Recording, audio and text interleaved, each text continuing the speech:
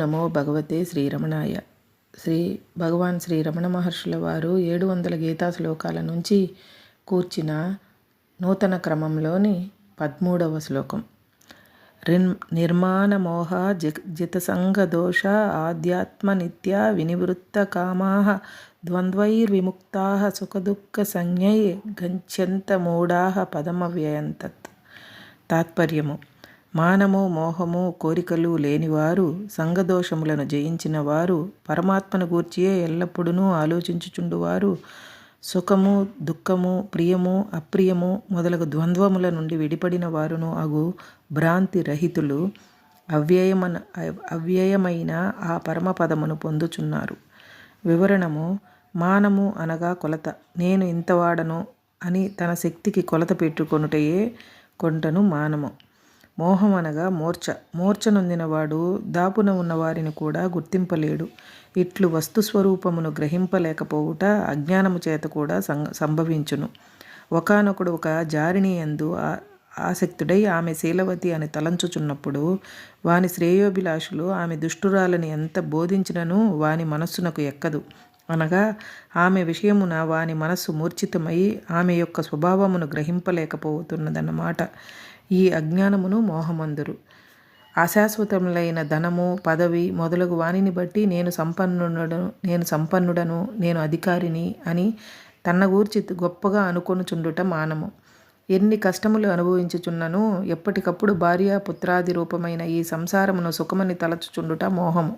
ఈ రెండును ఎవరికి ఉండవో వారు నిర్మాణ మోహులు.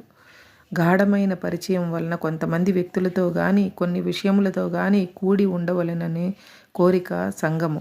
ఒక ప్రదేశంలో కొంతకాలం ఉన్నప్పుడు ఆ ప్రదేశంతో సంగము ఏర్పడును. అట్లే బంధుమిత్రాదులతోనూ సంగము ఏర్పడుచున్నది. సంసారులకు ఇది తప్పదు. కానీ కొందరు బంధుమిత్రాదులతో వ్యవహరించుచుండియు వారి యందు ఆసక్తి కలగకుండునట్లు ఎప్పటికప్పుడు మమకారమును దూరం చేసుకొనుచుందురు. అనగా వారు ఎంతకాలము ఎంతమందితో కలిసిమెలిసి ఉన్నను వారి ఎడల సంగము నొందరు. సంగము వలన పెక్కు దోషములు కలుగును. పరిచితములైన ప్రదేశములను, పరిచితులైన వ్యక్తులను వీడుకొనవలసి వచ్చినప్పుడు దుఃఖము కలుగును. వారి కష్టములను చూచుచున్నప్పుడు మనకును దుఃఖము కలుగును. మమకారము లేకుండా తటస్థముగా బంధుమిత్రులతో వ్యవహరించు వారికి ఇట్టి సంగదోషములు కలుగవు. అట్టివారు జితసంగదోషులు. ఆత్మతత్వమును గూర్చి ఎల్లప్పుడూ ఆలోచించుచుండువారు, అనగా శ్రవణ మననాదులతో విచారణ చేయుచుండువారు ఆధ్యాత్మ నిత్యులు. ఎవరి నుండి కామములు అనగా కోరికలు విశేషముగా అనగా సమూలంగా తొలగిపోవుచున్నదో వారు వినివృత్త కాములు. ఇంటిలో డబ్బు, శరీరంలో శక్తి లేనప్పుడు కామములు నివృత్తములు అగుచునే ఉండును, అనగా లోపల అణిగి ఉండును. డబ్బు, శక్తి సమకూడినప్పుడు అణిగి ఉండిన కామములన్నీయు మరలా విజృంభించుచునే ఉండును. మొదలు తెగిన చోటు ఎట్లు మరలా తెగినచో చెట్టు ఎట్లా మరలా చిగురింపదో అట్టే కోరికలకు మూలమైన అజ్ఞానమును తెగగొట్టినచో కోరికలు మరలా పుట్టవు. అట్లు కోరికలు మరలా పుట్టకుండా ఎవరికి పోవుచున్నవో వారు వినివృత్త కాములు.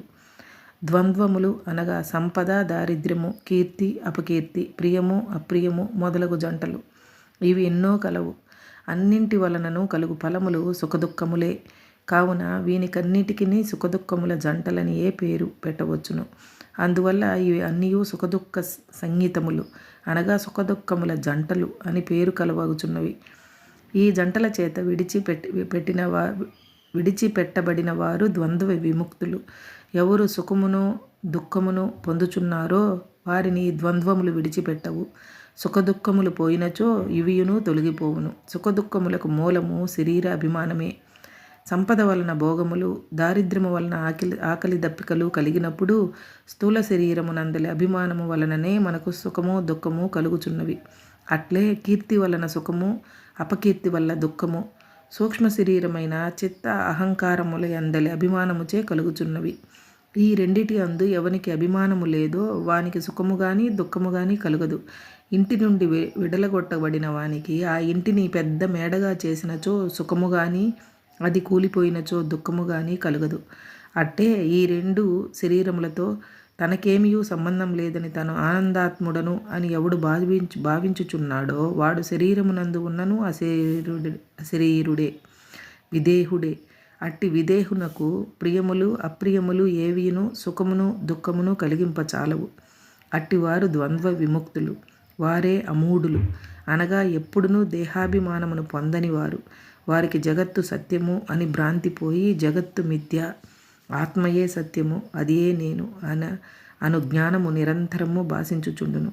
అట్టివారే పరమాత్మను పొందగలరు. హరే రమణ. జై శ్రీకృష్ణ.